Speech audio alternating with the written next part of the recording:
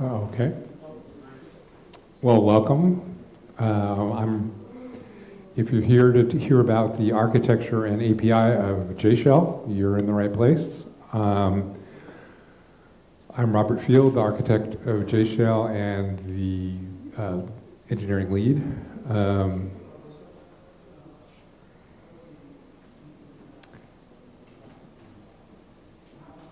So what I'm planning to talk about is what is the architecture of JShell? How do you use it to create new tools, which is the API. Yesterday I showed the tool, kind of the interactive tool that's built on this API that we're going to be shipping with the JDK. The API is for creating other tools on top of it. Then I'll give a demo, which will be primarily a meta demo of looking at the API via the tool that's built on the API. Look a little bit at completion analysis and questions, and actually questions I don't want to save towards the end. We've got an intimate little group here who would be interested in this subject, so I'm very interested in directing any of this in the ways that you're interested in it. Okay, starting with the architecture. How many people were here for yesterday's talk on using the JShell tool? How many were not? Strange world where, okay, nobody was at either, in either category. So let me give a little talk about what JShell is, which is an interactive way of interacting with the Java language. And it's basically a REPL, or read, evaluate, print loop for the Java language, something you've seen in a lot of dynamic languages being brought to Java, which is a static language. Basically, you type in a snippet of Java code, and then you see the results immediately. It built as part of the Java platform, starting in JDK 9, and it's built on top of the JDK tools.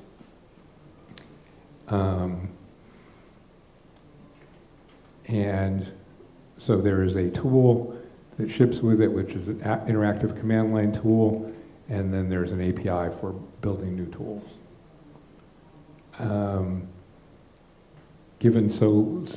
Given that I'm not sure how many people saw yesterday's talk, well, tell me if you want more background. Who would like more background on what JShell is? Who would not?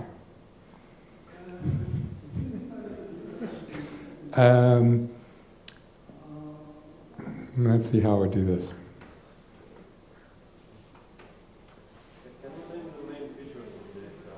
So again? Can you just name quickly the main features of JShell? Sure. Okay, I think the best thing to do here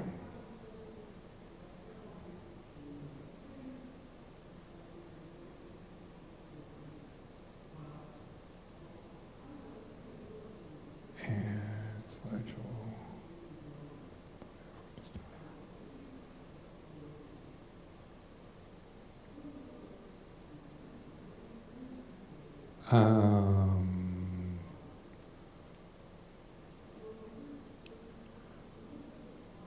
Okay, so I just gave a little talk about what JShell is not. It's not a new language. The idea is that it's about pure Java code, but snippets of it, pieces of it. It's in fact everything that JShell accepts are productions in the Java language specification. And so there's no new syntax to it. It's not a replacement for the compiler. The idea is a tool for exploring the Java language. And the compiler is still what you'd use to compile a program. It's also not an IDE. Anytime you kind of create any tool, any language tool, the temptation is keep adding new interesting things to it for Java language work, and you have an IDE. The idea for the particular tool was that's not what you do. This talk is about basically how to create other tools with it, or how to start with your existing tool, which could be an IDE, and add this functionality to it. So the audience for the tool is basically people new to programming or new to Java.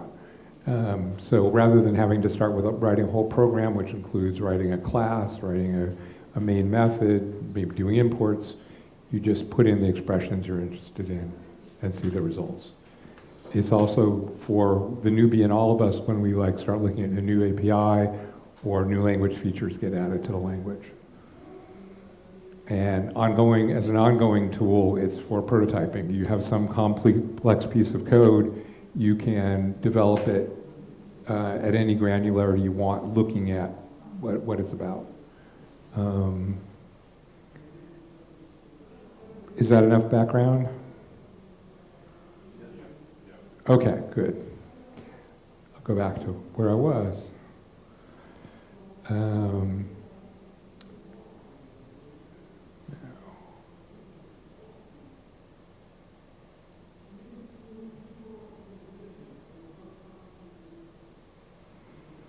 So in terms of designing the architecture and API,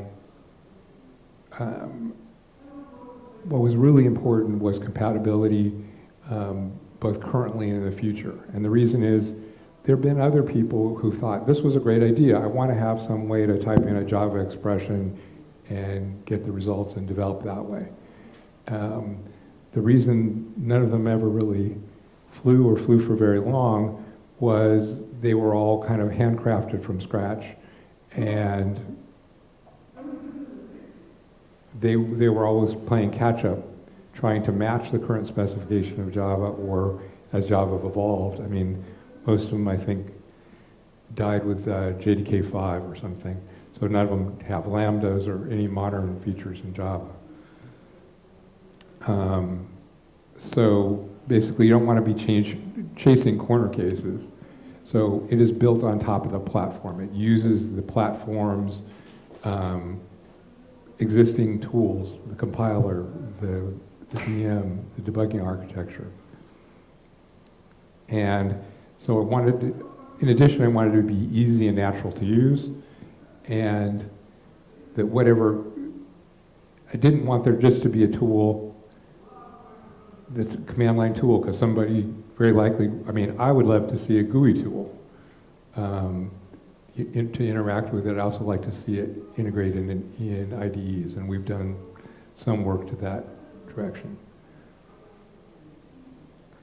The JDK architecture is, so the JShell architecture is basically the JShell implementation is built on top of the standard Java compiler, the JavaC.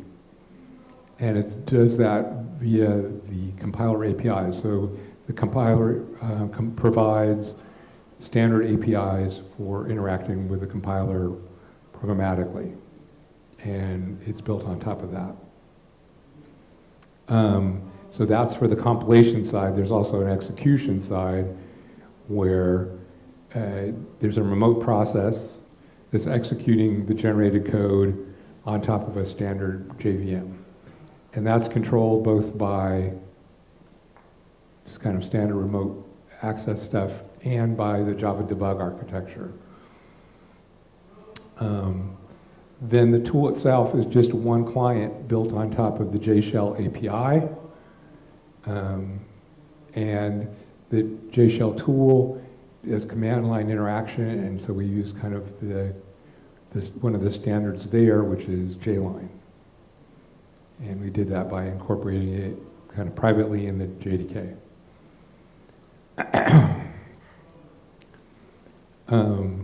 So an idea of what happens when you evaluate some line of, some snippet of code and what internal processing is. This is kind of a rough sketch. It does a lot of things.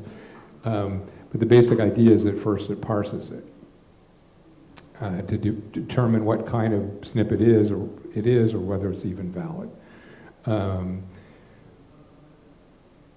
And the implementation of this was, well, we can't use the standard parser as it is because the standard parser only accepts valid Java programs. And valid Java programs can't be one expression or one declaration. So basically there's a very minor subclassing of the standard JavaC parser that basically gives you access to other productions in the parser. And that's only used at this phase. So after it's determined what kind of snippet it is, basically it gets wrapped in a synthetic class, and depending on what it is, method, field, whatever it needs to be wrapped in to make it a valid Java program. And from then on, just regular Java compilation is used.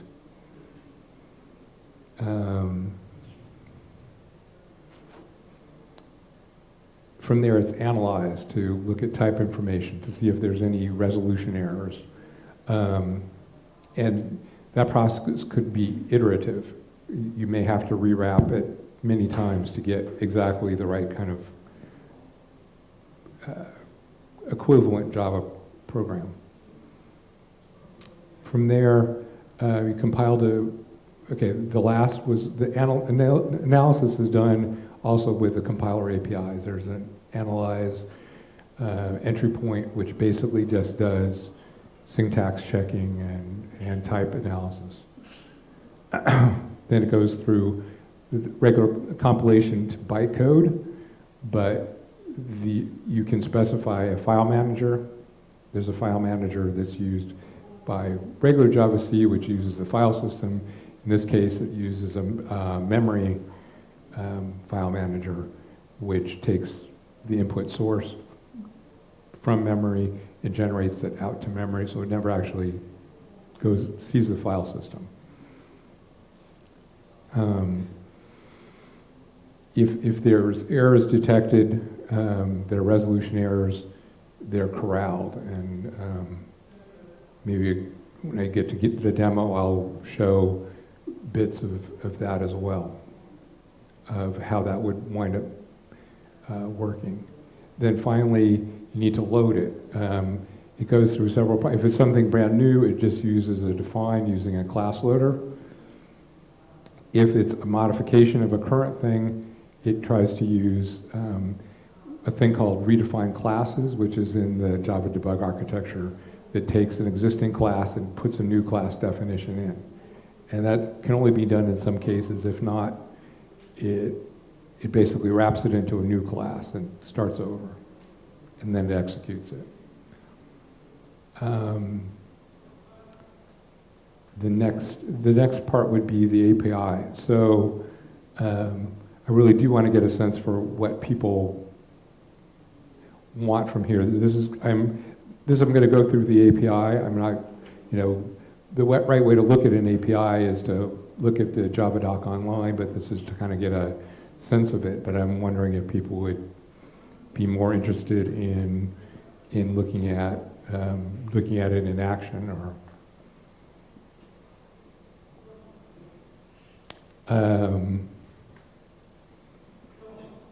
I just have a few people say what you want to learn from this talk.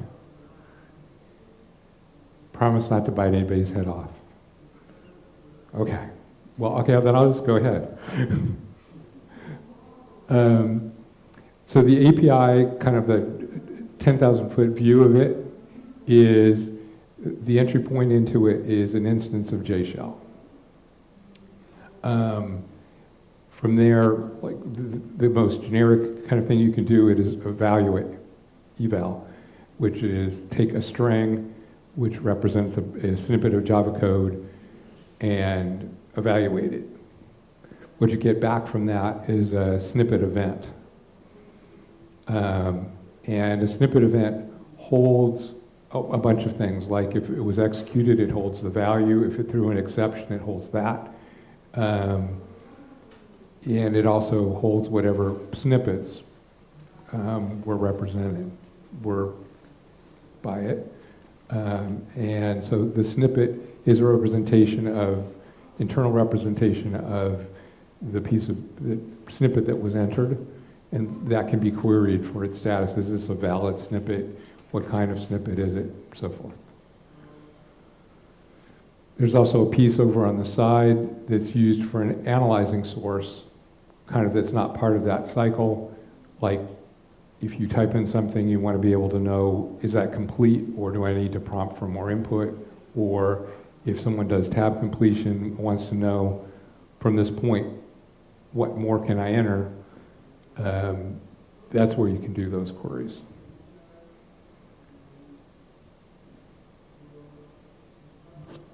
So the JShell class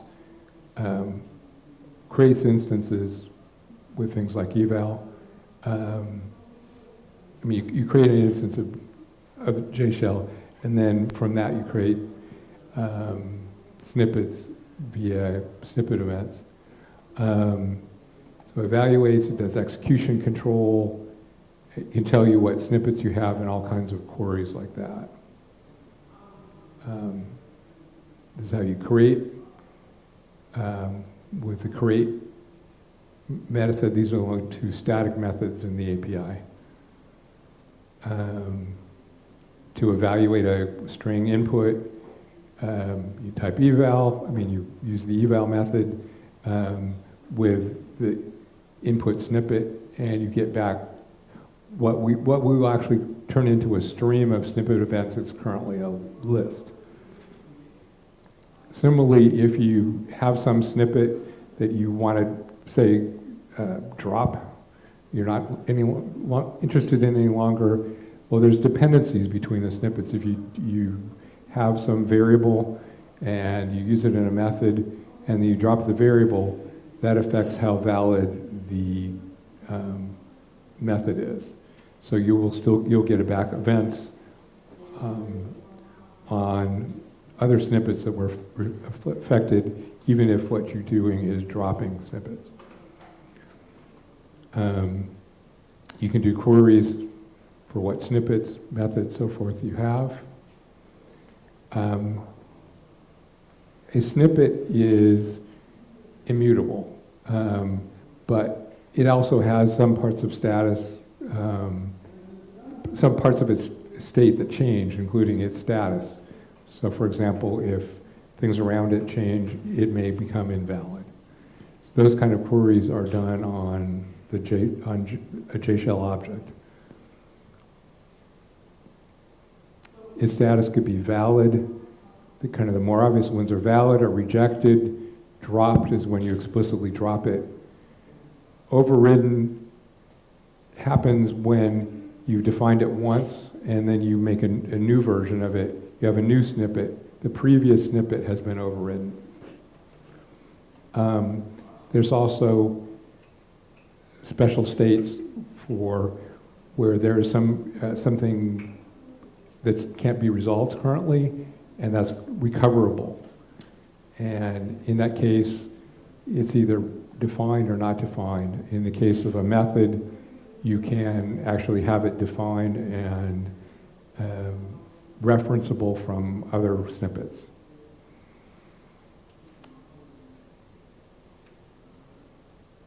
Okay, the builder, I don't think we want to go there.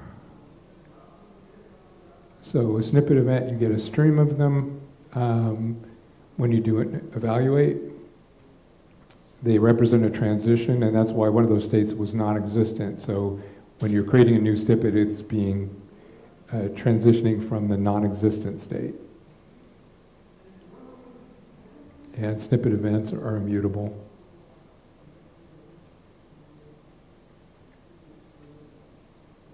So the snippet is the representation for a snippet of code, and it shows that it has what kind it is. It actually has specializations for the different kinds of things: variables, methods, types, imports, statements, expressions,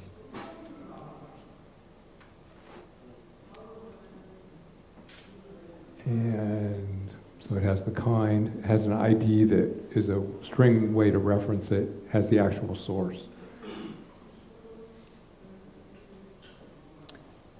Okay.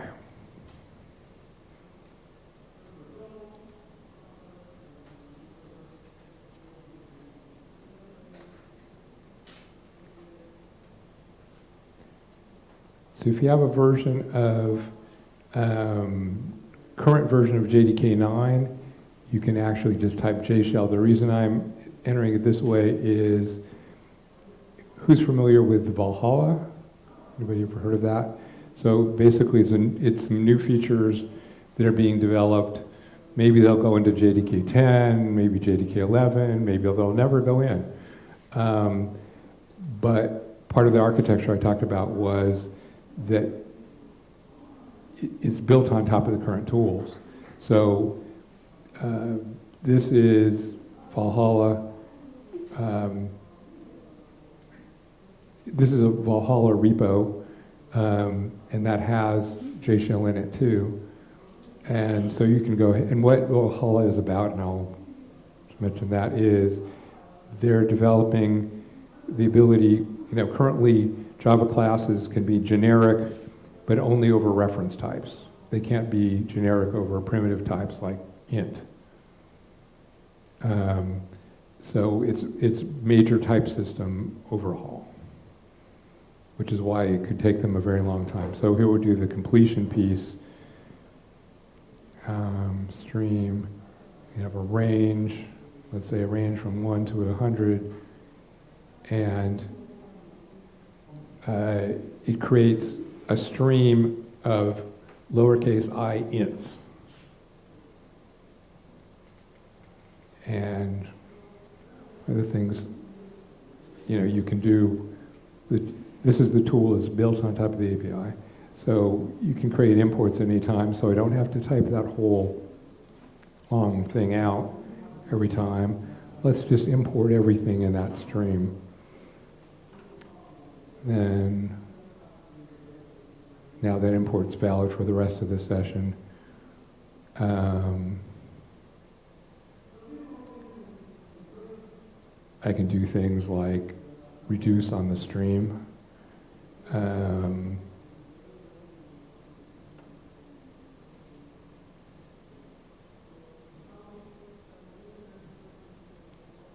So let's just add up all the things in the range.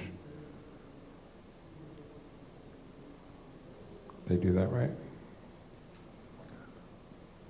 And if you didn't see the talk yesterday, you'll see that you'll immediately see the results of what you've done, and they're also put in a temporary variable for reference later, and you get to see what type it is. In this case, you see the results of that is actually an int, lowercase int.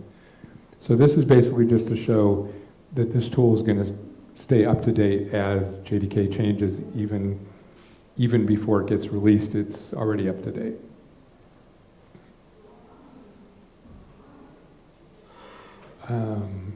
Okay, we can actually just keep using this.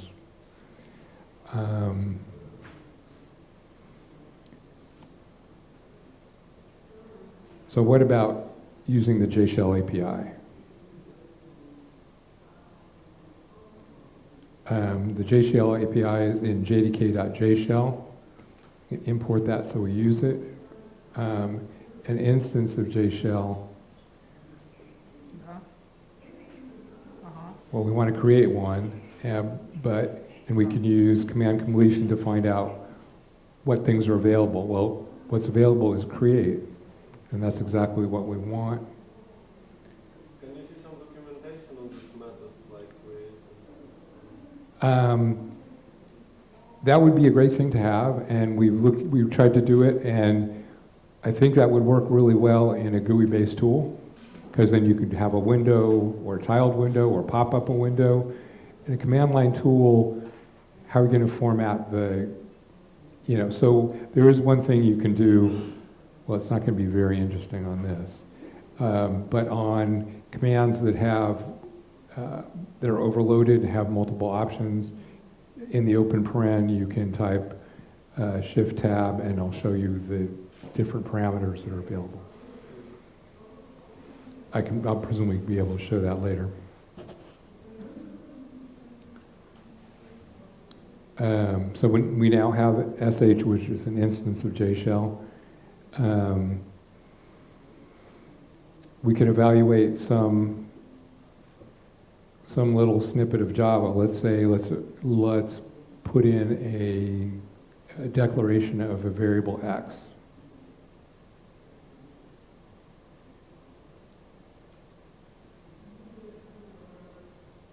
So what we get back is a list of snippet events.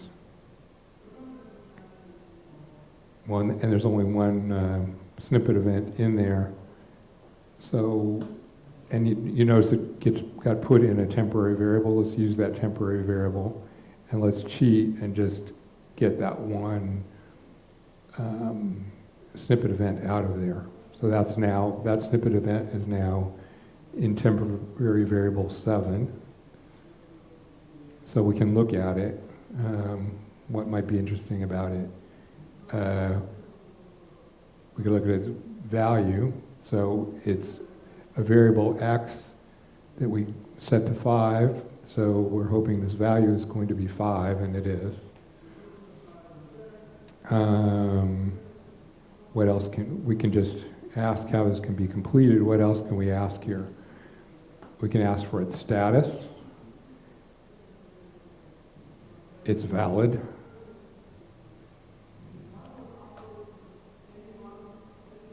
We can, what else is interesting? We can ask for the snippet, and it's a variable snippet. What does valid mean? It means that it's not now or it's a sign? Okay, so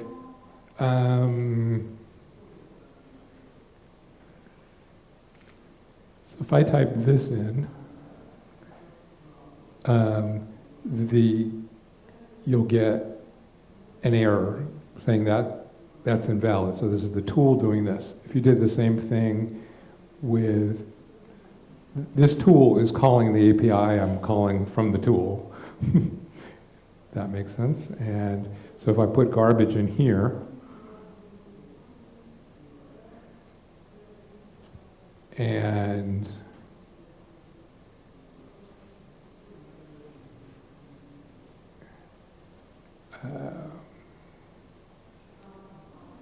then ask for its status, it'll say it was rejected. Did that answer your question?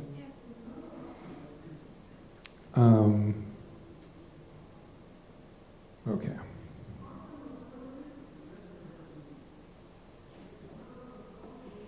So basically, we could start to create a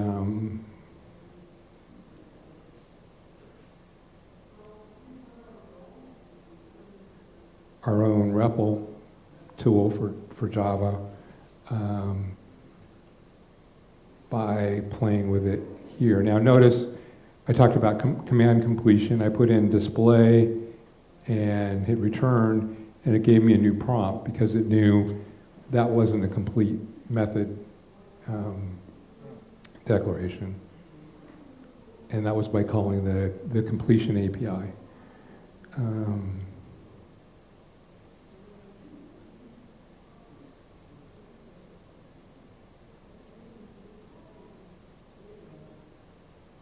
So basically, snippet event, we want to do its value.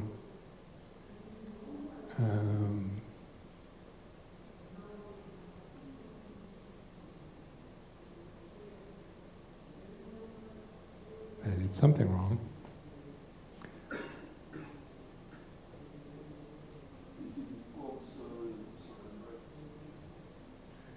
Didn't close the second brackets.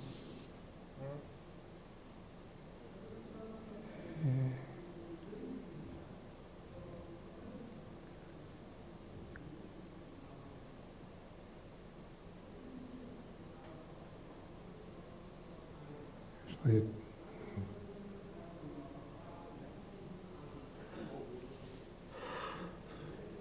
illegal, oh. Well, if I read the error message, that would have probably told me. Illegal escape character, which that is. I want to \n, because \v is not a valid escape character. Okay, let's try that again.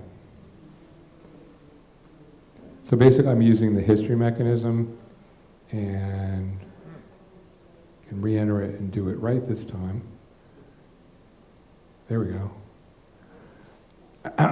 So now we have declared a display method given a snippet event. And I can test out, so this is the way to like prototype on the fly. We had, what was it?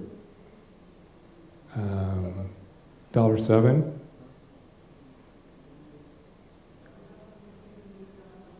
And that displays our output for us. So void, well now we can do a process. We'll start with some input snippet. We'll call our display function that we just created, but we'll do eval on it.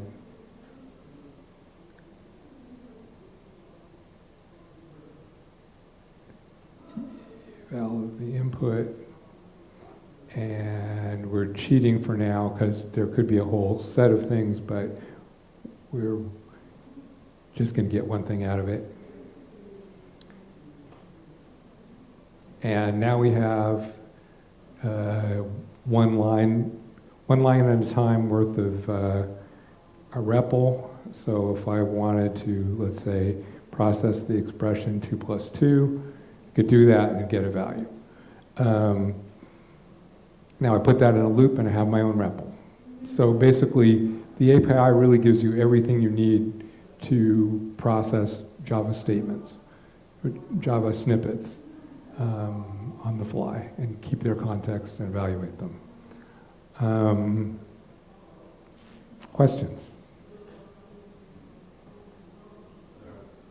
Yes. Yes, in the red chair.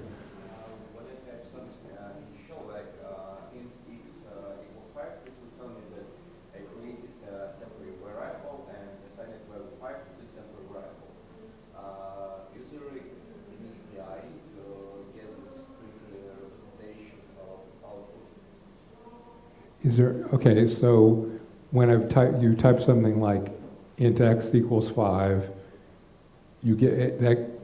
Actually, in that case, it doesn't get put in a temporary variable because there is already something that shows it. But if I did, 5 + 8, that gets put in a temporary variable. So when I'm using JShell API, like JShell.eval and +5 + 8, I will receive Snippet Event.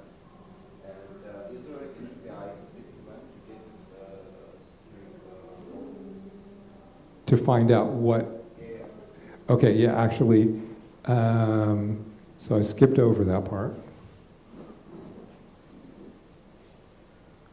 So basically, what we used in the example, what I showed you in terms of the API and what I used in the demo was create. The other way to create an instance is with the builder. So the builder allows you to configure your JShell instance, for example, to set the input and output streams on the remote process that's going to be executing it. But the other things it can do there is ID generation and temporary variable generation. So basically,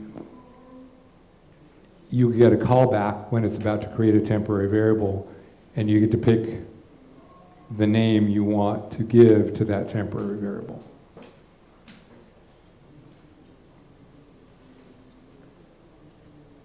Yes? Okay, a few questions. Can you list all variables and methods that we have defined in the current shell Right, so you're talking about at the tool level or? at the tool level? Yeah, so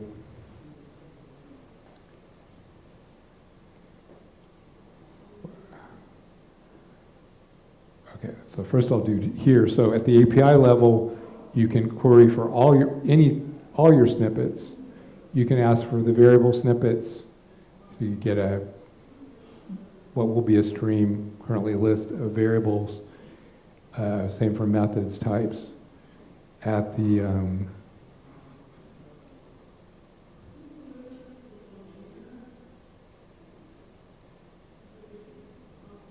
oh, I'm not in that's why. Okay, at this level you can do /bars, well, not uppercase.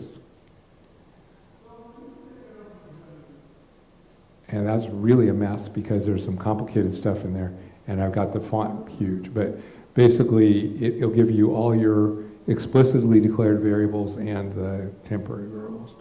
And similarly for methods, so forth. And I saw a question over here, yeah. I cannot hear you at all, sorry.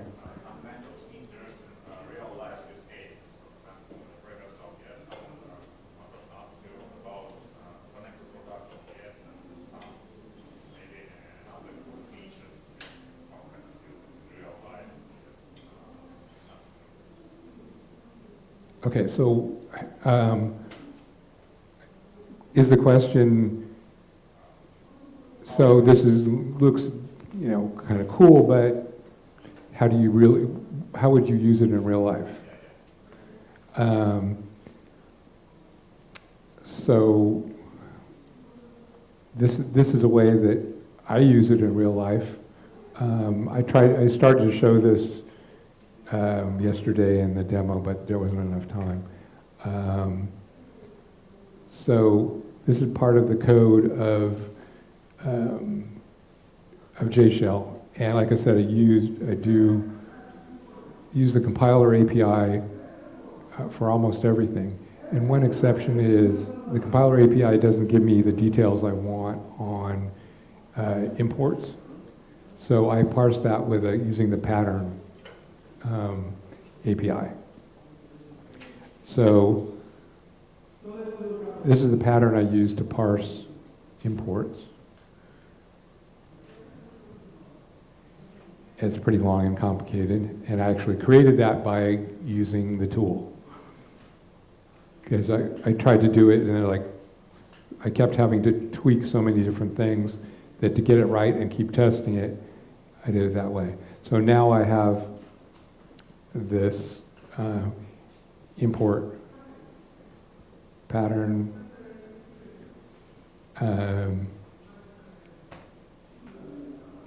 and I can do a matcher and import Java util star or whatever, I don't know. And okay, that gives me a matcher back, but what I really want to know is whether it matches. In other words, is my pattern correctly parsing this? And it is. And so that matcher back there was 19.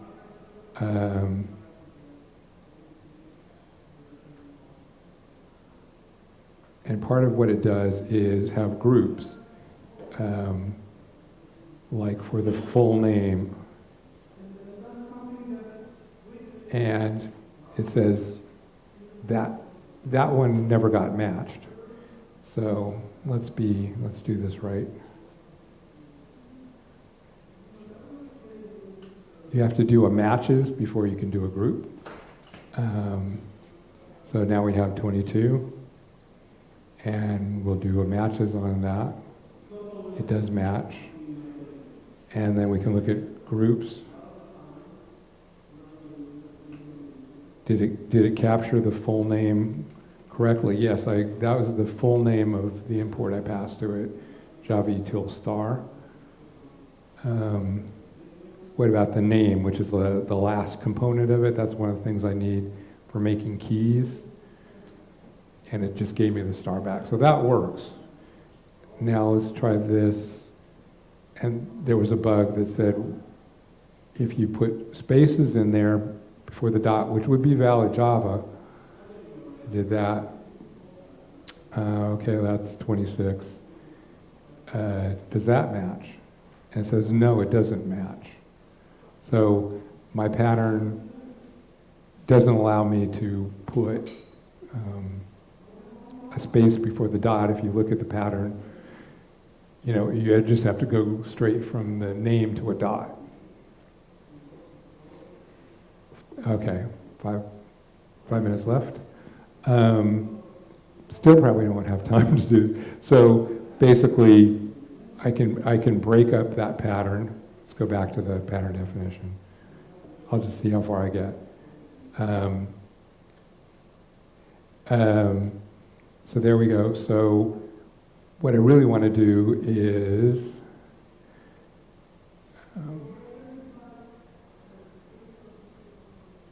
let's go here. So basically I want to break this down because it's kind of unmanageable the way it is. I define a new string for an ID part, which I can just pull out of here, which is from here to here minus the dot piece, because clearly I'm going to have to do dots differently, which basically means a letter, a number, an underscore, or a dollar sign is what I want to allow.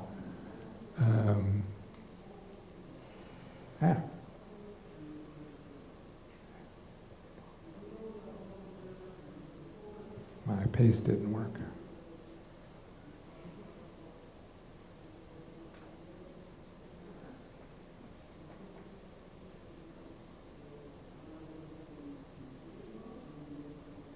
There we go. Except I don't want the dot part. And I also need to change how I do dots.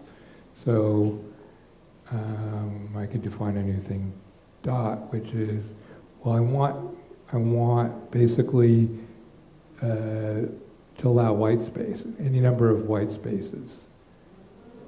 So I'll put in the thing for white space.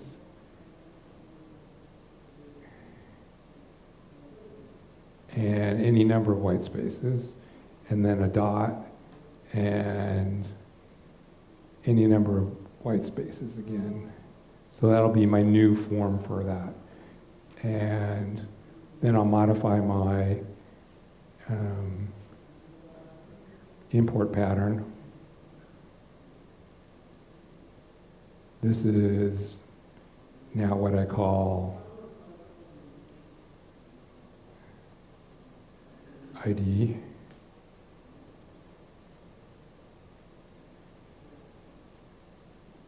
And now I'll use, instead of just hard coding a dot, I'll use my dot pattern.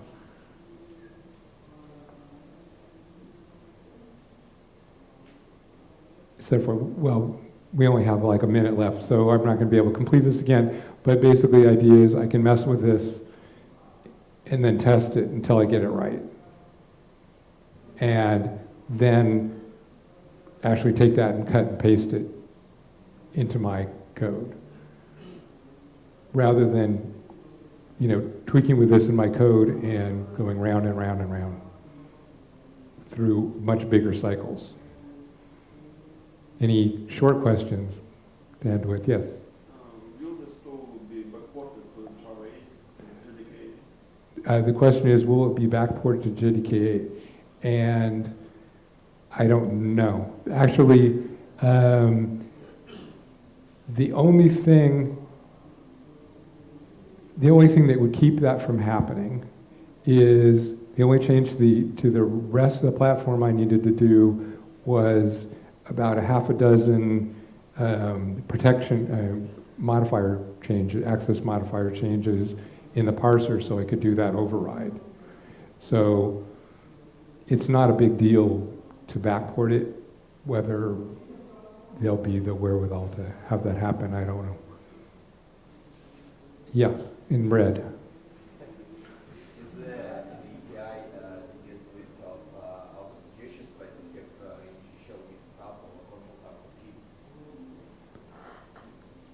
So you're asking about the API for control, like the command line stuff? In online, when you press tab or control tab key, you see the list of Okay, so the API is for the guts of how it works, apart from how you interact with it and at a command line level, because you might not be using a command line, you may be using a GUI, you may be using it headless, who knows how you're actually using it.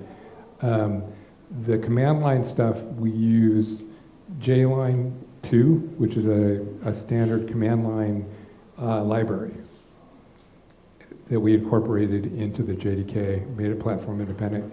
So all that stuff is in JLine 2, not in the JShell API. So JLine is responsible for providing the data for the list of applications. How do you get the possible applications? Oh, okay. The question is, how do you get I've lost my signal. Yeah, that's in that, the API for, well, actually I have that in.